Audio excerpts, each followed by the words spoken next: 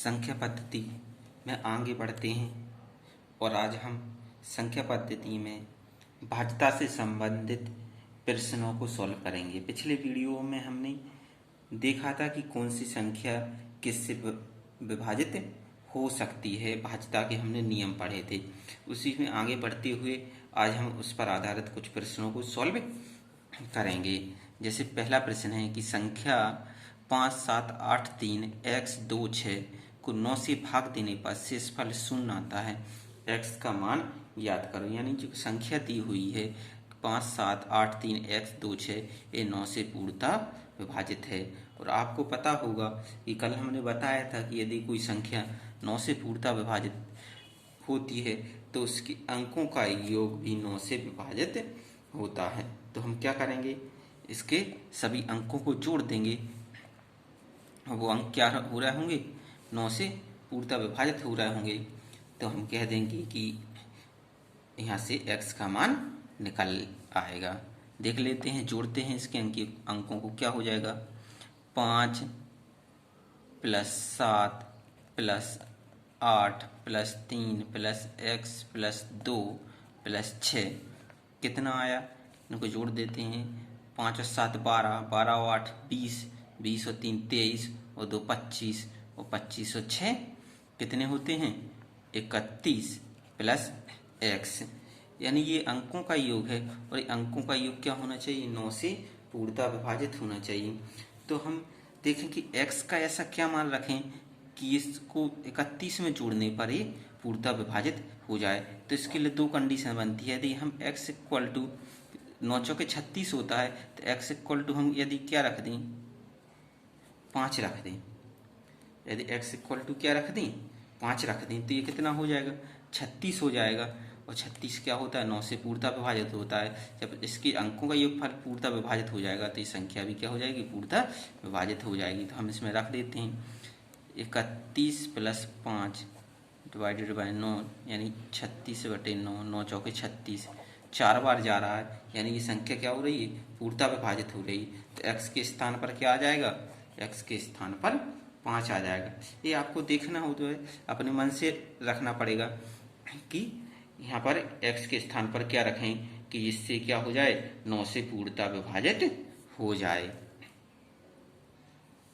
अगला प्रश्न है, यदि संख्या 3, 5, 8, 7 xy को 80 से विभाजित किया जाए एवं वह पूर्णतः विभाजित हो जाए तो x + y का मान क्या होगा। अब देखें, हमें क्या निकालना है, x + y, यानी 2 का मान निकालना है, 2 अंकों का मान निकालना है। और संख्या कितनी दी है हमारी, 3, संख्या कितनी है, 3, 5, 8, 7 xy, और लास्ट के यानी 2 अंक हमें निकालना है। इसको किससे विभाजित करना है, 80 से विभाजित करना है। यदि हम देखें तो 80 में क्या है, यदि 80 को देखें तो क्या हो जाएगा, एक 0 है लास्ट में, ठीक, यानी 8 × 10 है। और किसी भी संख्या को 10 से विभाजित करने पर, कोई सी भी संख्या 10 से विभाजित कब होगी, जिसका अंतिम अंक 0 होगा, जिसका अंतिम अंक 0 होगा। यानी यहाँ से एक चीज़ तो निश्चित है कि y बराबर क्या होगा, 0 होगा, y बराबर 0 होगा। क्यों, क्योंकि तभी तो भाई 0 से 0 कटेगा। अब एक तो हमें पता चल गया कि y बराबर 0 है। अब क्या निकालना है हमें, x बराबर निकालना है। यदि y बराबर 0 है तो 0 से 0 कट गया, अब कितना बचा, यहाँ पर 8 बचा, केवल 8 बचेगा ना। तो अब क्या करना, मतलब जो संख्या है वो 8 से विभाजित होनी चाहिए। 8 से विभाजिता का नियम कहता है कि अंतिम 3 अंक यदि 8 से विभाजित हैं तो पूरी संख्या भी 8 से विभाजित हो जाएगी। यानी हमें अंतिम 3 अंक क्या हो जाएंगे, 7x 0, y बराबर तो 0 ही हो गया, 7x 0 हो जाएंगे।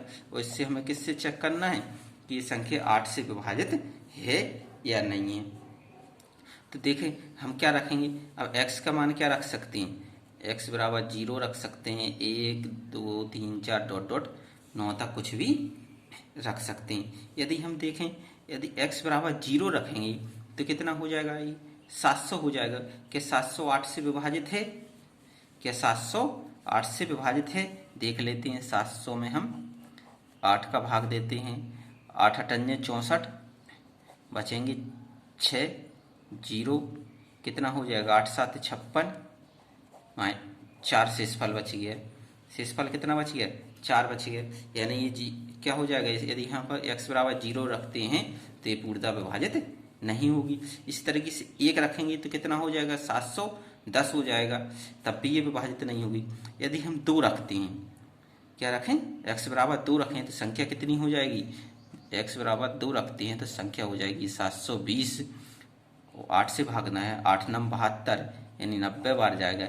यानी क्या हो गया, ये पूर्णतः विभाजित हो गया। कब पूर्णतः विभाजित हो गया, जब हमने क्या किया x बराबर 2 रखा, ठीक है, x बराबर क्या रखा 2 रखा, तब पूर्णतः विभाजित हो गए। यानी x का मान कितना आ गया हमारा, यहाँ से x का मान 2 आ गया। इसके बाद हम और भी चेक करेंगे कि और किसी से विभाजित हो रही नहीं। 3 रखेंगे 730 हो जाएगा, नहीं होगा। 4 रखेंगे तो कितना हो जाएगा 740 हो जाएगा, 740 भी नहीं विभाजित होगा। 5 रखेंगे फिर भी नहीं होगा। 6 रखेंगे तब भी नहीं होगा। 7 रखेंगे 770 नहीं होगा। 8 रखेंगे तब भी नहीं होगा।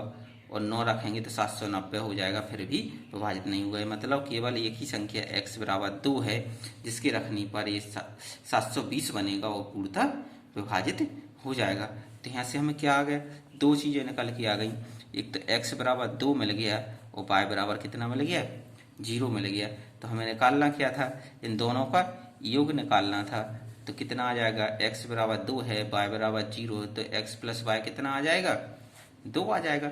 x प्लस वाई बराबर कितना आ जाएगा 2 आ जाएगा। तो हमारा 2 ही सही आंसर होगा। अगला प्रश्न है कि संख्या 3 2 5 7 8 9 x 3 5 में 11 से भाग देने पर शेषफल 0 बचता है, x के सभी संभावित मान बताइए।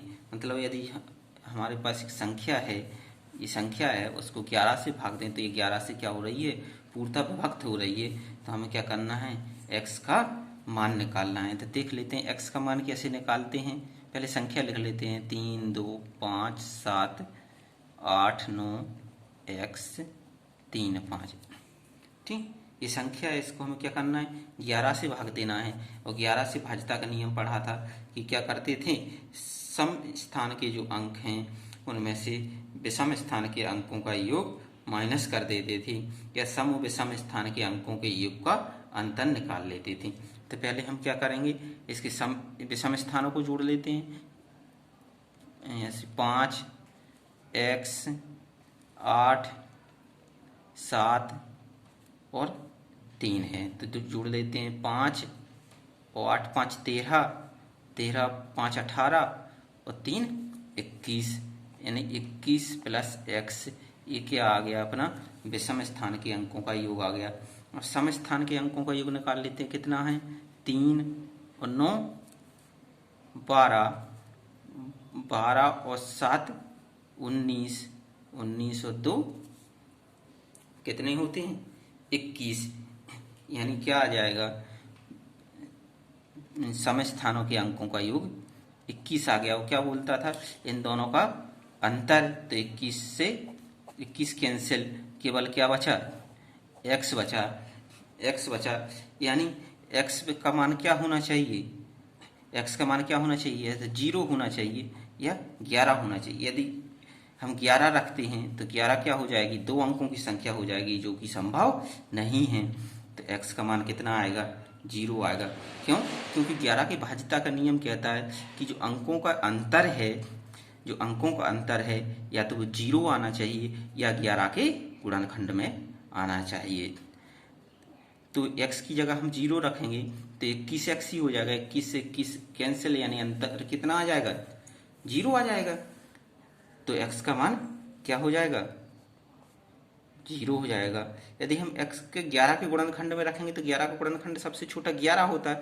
x इसमें रखेंगे x की जगह 11, तो x 11 क्या है 2 अंकों की संख्या है, जबकि हमें यहाँ पर कितना अंक लेना है, संख्या में एक ही अंक लेना है, इसलिए 11 संभव नहीं हो सकता। अतः x का मान कितना आएगा 0 आएगा। अगला प्रश्न है संख्या 3, 5, 8, 7, 9 x y 9 से पूर्णतः विभक्त है। x एवं y के कुल कितने जोड़े बन सकते हैं? तो हमें क्या दिया हुआ है कि एक संख्या दी हुई है जो 9 से पूर्णतः विभक्त है, और 9 से संख्या जब पूर्णतः विभक्त होती है तो क्या होता है, उसके अंकों का योग भी पूर्णतः विभक्त हो जाता है, यानी इसके हम अंकों का योग कर लेते हैं। तो क्या आ जाएगा अंकों का योग? 3 + 5 + 8 + 7 + 9 + x + y। इसको देख लेते हैं कुल कितना आया। 3 और 5 8 और 8 16, इसमें से एक ले लेते हैं तो ये 8 हो जाएगा। 8 16 8 3 24, 8 चौके 32, 32 + x + y। इसको क्या होना चाहिए? पूर्णतः विभक्त होना चाहिए। अब कोई सी संख्या 32 के आसपास ऐसी कौन सी संख्या है जो 9 से पूर्णतः विभक्त है? 32 के आसपास 32 के आगे क्या होता है? 36 होगा जो 9 से विभक्त होगा। तो यानी यह तो क्या हो सकता है, इस संख्या यदि 36 हो, इनका योगफल यदि 36 आ रहा होता तो ये पूर्णतः विभक्त हो जाता है। ये संख्या क्या होती? पूर्णतः विभक्त हो जाती। यानी हम इसको क्या बना दें, पहले केस क्या बनता कि इसको हम 36 बना दें। कैसे बनेगा? यानी x + y बराबर कितना कर दें? 4 कर दें। 32 तो है ही, चारों कर देंगे तो 36 हो जाएगा। यानी पहली कंडीशन क्या बनती है हमारी कि x + y कितना हुए? 36 4 हो जाए। x + y 4 हो जाए। तो इसमें कितनी केस बन सकती? पहला केस हो सकता कि यदि x हम 1 ले लें और y 3 ले लें तो 1 और 3 4 हो जाएगा। बिल्कुल। दूसरा केस क्या हो सकता है कि हम दोनों को 2 2 ले लें, x 2 ले लें y 2 ले लें, तो 2 + 2 क्या हो जाएगा? 4 हो जाएगा। तीसरा केस क्या हो जाए, यदि हम x को 3 ले लें और y को 1 ले लें, तब भी इन दोनों का योगफल कितना आ जाएगा? 4 आ जाएगा, विभाजित हो जाएगी। अगला केस क्या बनता है, यदि हम x को 0 ले लें और y को 4 ले लें तो क्या हो जाएगा? फिर भी अंकों का योग कितना हो जाएगा? 4 हो जाएगा, यानी 36 हो जाएगा, विभाजित हो जाएगी। अगला केस क्या बनता है, यदि हम x को 4 ले लें और y को 0 ले लें तब भी ये क्या हो जाएगा? 36 हो जाएगा और 9 से पूर्णतः विभक्त हो जाएगा। यहाँ से कितने केस बन गए टोटल?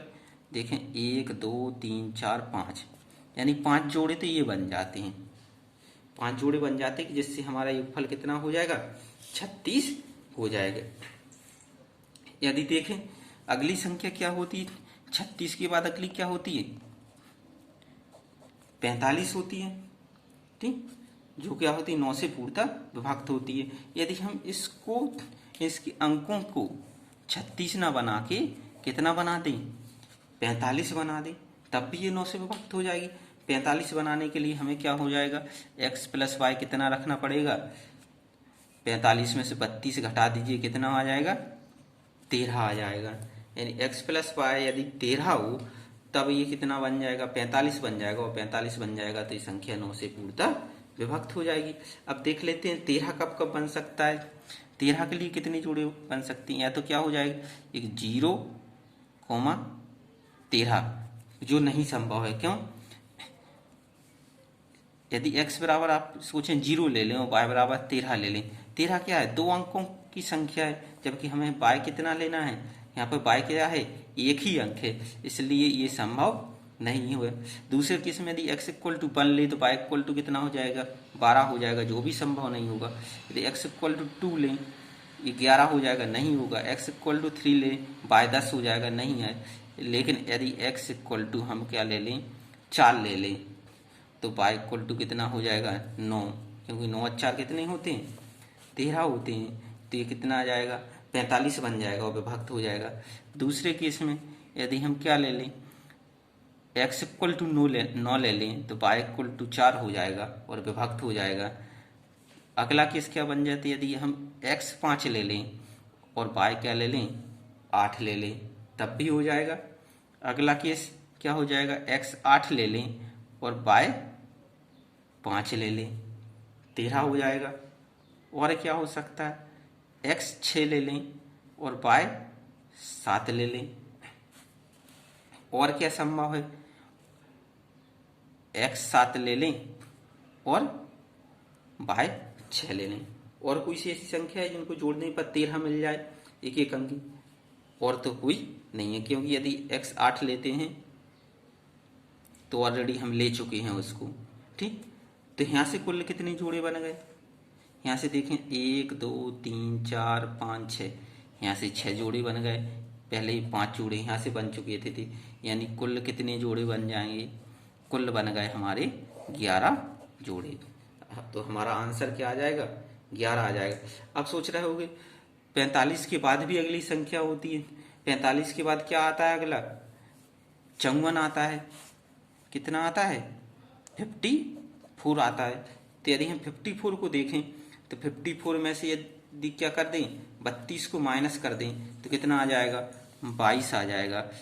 और ऐसा संभव नहीं है कि एक एक अंक जोड़ने पर 22 आ जाए, क्योंकि यदि हम कोई सी भी संख्या ले लें तो उसमें एक दो अंकों की संख्या बन जाएगी, तभी जोड़ने पर 22 आ सकता है। इसलिए संभव नहीं है। तो इसमें कुल 11 ही जोड़े बनेंगे, यही हमारा आंसर रहेगा। अगला प्रश्न है संख्या 321.158 में शतांश ज्ञात कीजिए। अब आप कह रहे हो सर आपने कभी शतांश तो बताया ही नहीं क्या होता है, और आपने दे दिया प्रश्न कि शतांश क्या होता है। तो हम बता देते हैं कि कोई संख्या है 321.158। ठीक, इसमें क्या है? दो चीजें हैं, बीच में दशमलव लिखा हुआ और कुछ अंक दशमलव के लेफ्ट साइड में हैं और कुछ अंक क्या हैं? दशमलव के राइट साइड में हैं। ठीक, जो दशमलव के लेफ्ट साइड में हैं उनके लिए हमने भी जब देखा था अंक तालिका आपको बताई थी। ठीक, तो पूर्ण संख्याएं होती हैं, पूर्णांक होता है, ये दशमलव के बाद अंक होते। तो इनको क्या होता है, इसको हम जब पढ़ते हैं तो कहाँ से पढ़ते हैं? राइट से लेफ्ट की तरफ पढ़ते हैं, और जो पहला अंक होता है अपना उसको बोलते हैं इकाई का अंक। ठीक, फिर उसके बाद क्या बताया था? दहाई का अंक होता है। उसके बाद क्या होता था? सैकड़ा का अंक होता है। उसके आगे फिर अंक तालिका जब बताई थी तब बताया था कि सैकड़ा के बाद क्या आता है? 1000 आता है, 10,000 आता है, फिर लाख, 10 लाख, करोड़, 10 करोड़, अरब, 10, वो इस तरीके से बढ़ते जाते हैं। लेकिन जब दशमलव के राइट साइड वाले अंक हम देखते हैं तो राइट साइड वाले अंक दशमलव से जहाँ से स्टार्ट होता है वहाँ से किसकी तरफ पढ़े जाते हैं? लेफ्ट से राइट की तरफ पढ़ा जाता है। दशमलव के बाद जो पहला अंक होता है उसको हम बोलते हैं दशांश। दशमलव के बाद जो पहला अंक होता है उसको क्या बोलते हैं? दशांश। उसके बाद दूसरा अंक होता है उसको बोलते हैं शतांश। फिर तीसरा, इसी तरीके से क्या होता था? इकाई होती थी, दहाई होती थी, फिर सैकड़ा होता था। इसमें दशांश पहला, फिर शतांश, फिर दशांश का मतलब है कि 10वां अंश, शतांश का मतलब है 100वां अंश, 10, 100। उसके बाद क्या आता है? 1000। तो अगला क्या हो जाएगा? 1000वां अंश। ठीक, 1000। फिर उसके बाद 10,000, तो क्या हो जाएगा? 10,000वां अंश, 10,000वां अंश। फिर 10,000 के बाद क्या आएगा?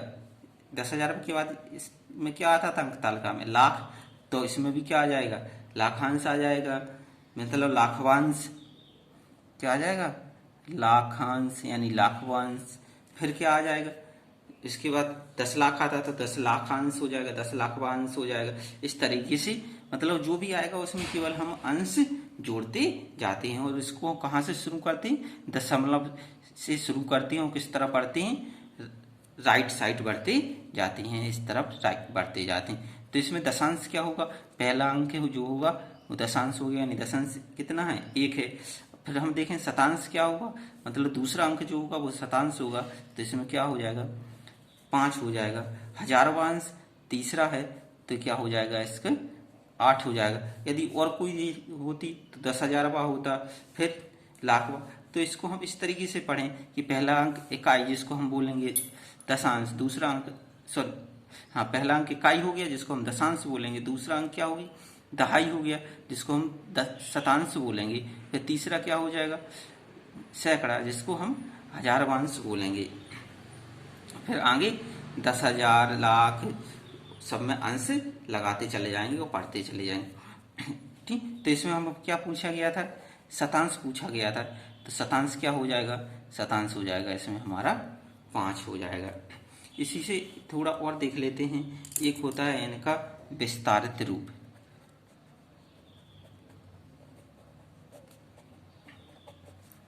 अंकों का विस्तारित रूप होता है, तो हम इसमें से विस्तारित रूप देख लेते हैं। जैसे इसी का ले लेते हैं 321.158, इसको दो भागों में विभाजित, जब विस्तारित रूप पढ़ रहे होते तो दो भागों में विभाजित कर लेते हैं, एक दशमलव से लेफ्ट साइड वाली संख्या और दूसरी दशमलव की राइट साइड वाली संख्या।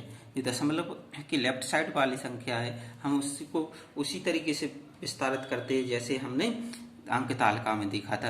यानी पहला क्या है इकाई का अंक, और इकाई का अंक में कितने का 1 का गुणा हो जाता है 1 गुणा 1, प्लस दूसरा क्या है दहाई का अंक, मतलब 2 गुणा 10 हो जाएगा। दहाई के अंक में कितने का गुणा होता है 10 के में होता है। फिर सैकड़े पे कितना है 3 है, यानी 3 गुणा 100 हो जाएगा।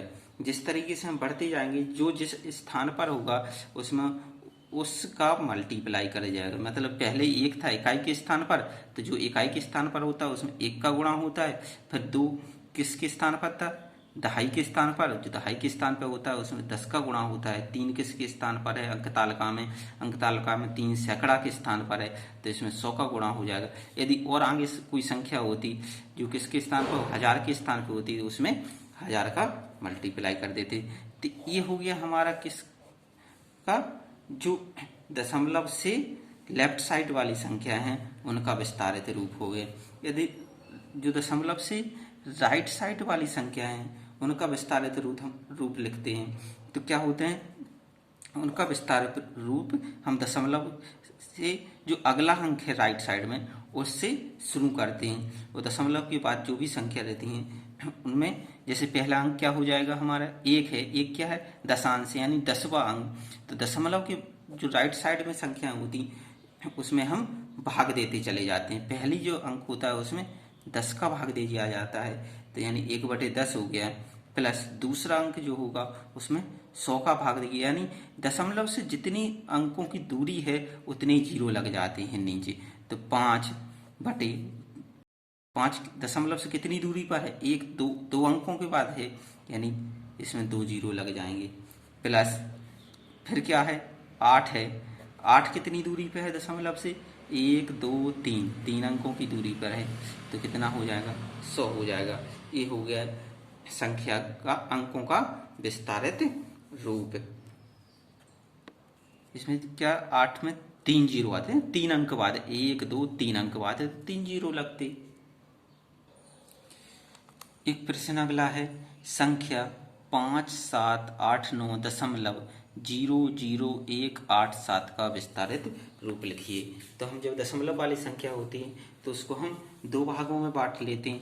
क्या कौन कौन से, एक दशमलव से लेफ्ट साइड वाला भाग और दूसरा दशमलव से राइट साइड वाला। दशमलव से जो लेफ्ट साइड है वो कितना है, दशमलव के लेफ्ट साइड है 5 7 8 9। तो ये जो पूर्ण संख्या होती हैं उसी के आधार पर इनको हम विस्तारित किया जाता है। और कैसे विस्तारित किया था अभी देखा था कि इसमें इकाई का अंक कितना है 9 है, फिर दहाई का 8 है, फिर सैकड़ा का 7 है और हजार का 5 है। तो हम देख लेते हैं 1000 के स्थान पर कितना है 5 है, और जो 1000 के स्थान पर होता है उसमें क्या हो जाता है 1000 का गुणा हो जाता है। प्लस सैकड़ा के स्थान पर कितना है 7 है, सैकड़ा के स्थान पर जितना होता है उसमें 100 का गुणा होता है। प्लस दहाई के स्थान पर कितना है 8 है, यानी उसमें 10 का गुणा होगा। प्लस इकाई के स्थान पर है 9 है, उसमें 1 का गुणा होगा। ठीक, ये तो एक चीज थी। दूसरा, यदि आप नहीं समझ में आ रहा है कौन सा इकाई के स्थान पर है कौन सा दहाई के स्थान पर, तो देख लीजिए हमें क्या निकालना है। पहले 5 का लिखना है। 5 के बाद कितनी संख्याएं हैं? 1 2 3, 3 संख्याएं हैं तो हम 3 जीरो लगा दें। लेकिन ध्यान करना है इसके बाद दशमलव वाले अंकों को काउंट नहीं करते।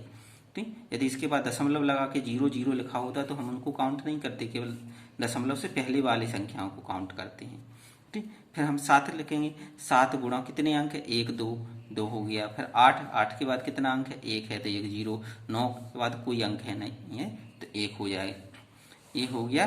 क्या हो गया? दशमलव से जो लेफ्ट साइड वाले संख्याएं थी उनका विस्तारित रूप। यदि इनकी बात हम क्या देखें, जो दशमलव की राइट साइड वाली संख्याएं हैं उनका विस्तारित रूप, तो क्या है? दशमलव की राइट साइड क्या है? 0 0 1 8 7। ठीक, तो इनका हम विस्तारित रूप लिखेंगे। इनका विस्तारित रूप क्या हो जाएगा? पहला तो 0 है तो इसका कोई मतलब नहीं लिखने का। दूसरा 0 है तो यदि इसको 0 लिख दें, प्लस फिर अगला क्या हो जाएगा? 0 हो जाएगा, प्लस 1।